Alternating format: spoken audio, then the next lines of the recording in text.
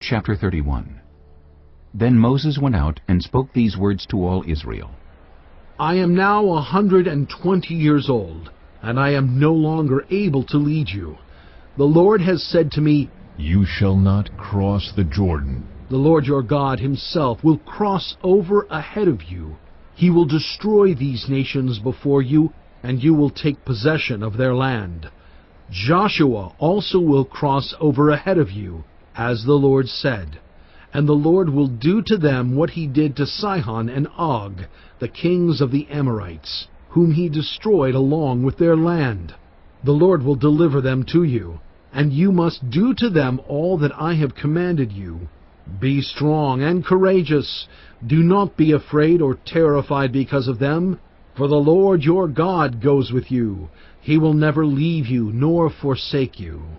Then Moses summoned Joshua and said to him in the presence of all Israel, Be strong and courageous, for you must go with this people into the land that the Lord swore to their ancestors to give them, and you must divide it among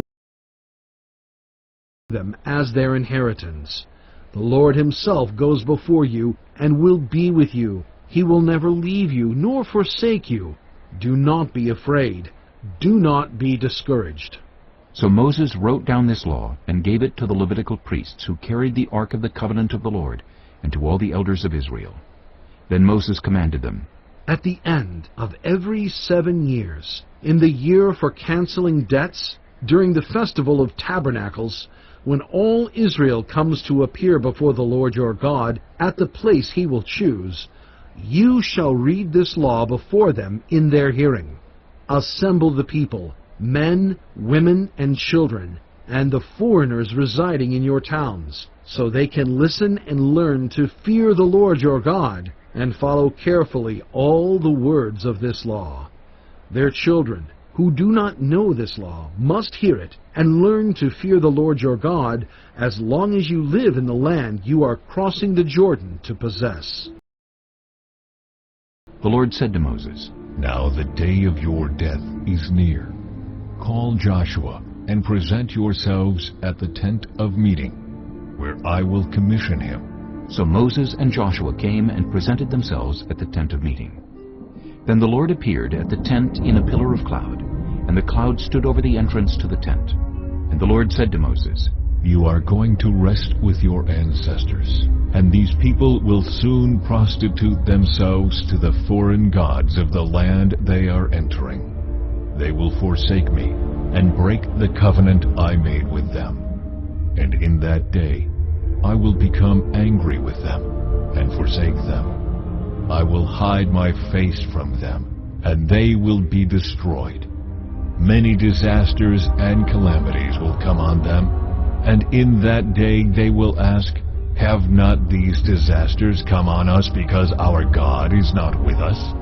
And I will certainly hide my face in that day, because of all their wickedness in turning to other gods. Now write down this song, and teach it to the Israelites, and have them sing it, so that it may be a witness for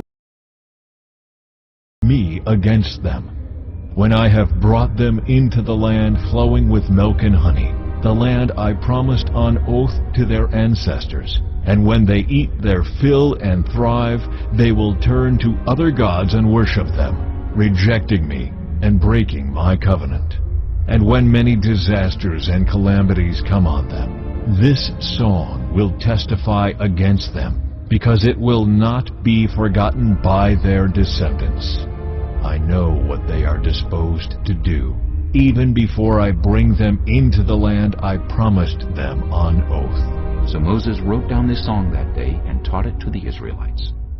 The Lord gave this command to Joshua son of Nun, Be strong and courageous, for you will bring the Israelites into the land I promised them on oath, and I myself will be with you.